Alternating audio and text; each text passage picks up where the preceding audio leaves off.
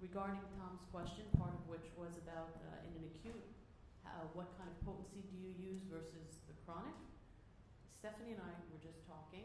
It turns out we do something completely opposite of each other, both with seemingly good results. I might use a higher potency of the same remedy in an acute often, thinking that it's acute, so we want to go with more force. And Stephanie has been using a lower potency with an acute of the same remedy and equally having good results. Do you want to comment on that?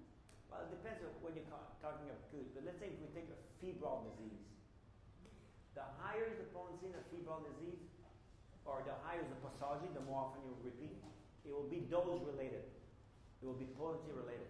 So let's say you have somebody that has 104, 105 fever, or let's say in centigrade it would be 40 degrees centigrade, 40.5 degrees centigrade, very high, very intense. If you give a 16, nothing will happen. Nothing happens.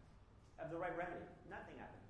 You'll have to give and if you give, let's say, a 200 for a very high fever, you may not see a change after the first dose, but you say, repeat the dose in 10 minutes. And you'll see almost every time, they'll say there was no change because maybe they couldn't observe it. After, let's say, you could say 10 minutes or 20 minutes, if you see no change. No, often I will say, on the phone, I'll say, give a dose now, repeat in 15 minutes, and I'll call you in 30 minutes. Okay. So I said, has there been a change? Let's say it's a 200 because that's all what they add, a 200. Has there been a change? They say yes. I say, what happened? They say, after the second dose, I start to feel better. What happened after the first dose? They don't know this. It's after the second dose. So you can see it was proportional to the number of times you repeat. And then you say, okay, now repeat it again every 15 minutes for, let's say, 2 or 3 more doses, and I'll call you back in an hour. And they say, yeah, each dose I got better. If you just give a 6, it will not work. You would have to give the 6 maybe every 5 minutes, maybe you'll see nothing because it won't touch the patient. However, if you had a 10M accessible, much better. So let's say, oh, my brother was able to pick up the 10M at the pharmacy, but they used already 2 doses of the 200, let's say.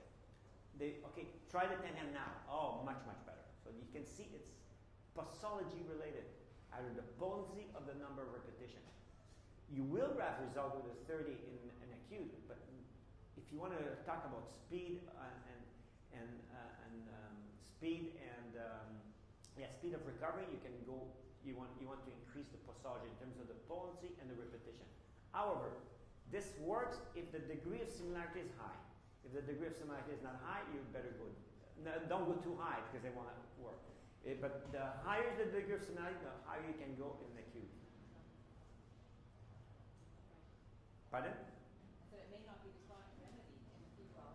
In a case like this, often it's an acute. No, but we were just talking about in a chronic case. Let's say you're giving a 200, and then the person gets sick, and you realize the sickness corresponds to the chronic remedy. I might go to 10 if they had it. She's saying she might go to 30 if they had it, and we're both saying, and it works. Yeah. Okay. Very good. But like I said before, and I'm not sure if it's in this class or last week now. I think it was in this class. If you have somebody with a chronic case and they develop an acute condition, that the acute corresponds to the same remedy as the chronic, it's a fabulous time to help the chronic case. Because there you can, it was this week we had a case, right? What was the case? The muscular atrophy when they were stealing. So you can repeat the remedy in the acute, and it will greatly help the chronic stage.